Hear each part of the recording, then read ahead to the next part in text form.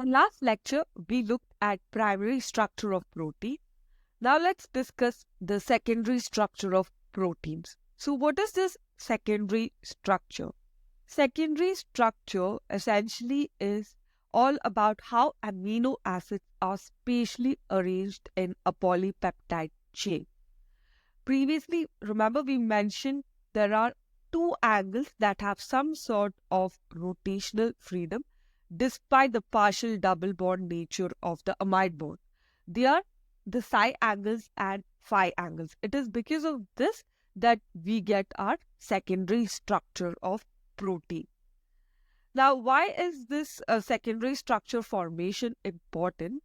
Because from a thermodynamic standpoint, we always want our molecules to be in state of low energy as it is more favorable.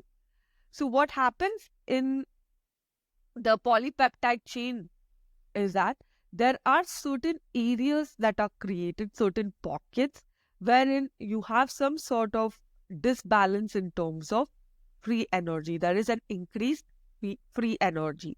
So that is the zone of increased free energy, wherein what happens is these torsion angles, they twist due to their ability to rotate freely in order to minimize the free energy.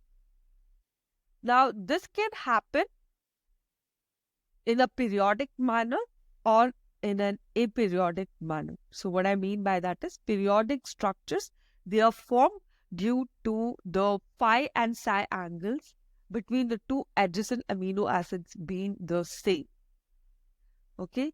Then we also have a random structure where the consecutive amino acids, they tend to have distinct sets of psi and phi torsion angles.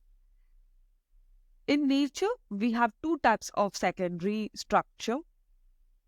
Firstly, the helical structure, and then we have extended sheath structure. So, helical structure is formed when the torsion angles, they are twisted to the same degree. That is the adjacent torsion angles. You have alpha helix, then 310 helix, and beta helix. Alpha helix is the most stable of all. It is found in protein.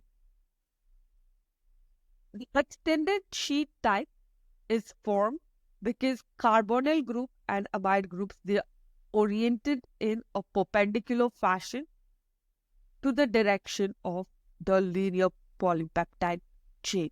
So if you look at the diagram here, you have two polypeptide chains which are linked via hydrogen bonds. The dashed line here represents hydrogen bond.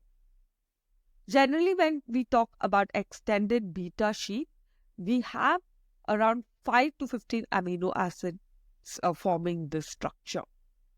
It can be further subdivided into anti-parallel beta structure and parallel beta structure.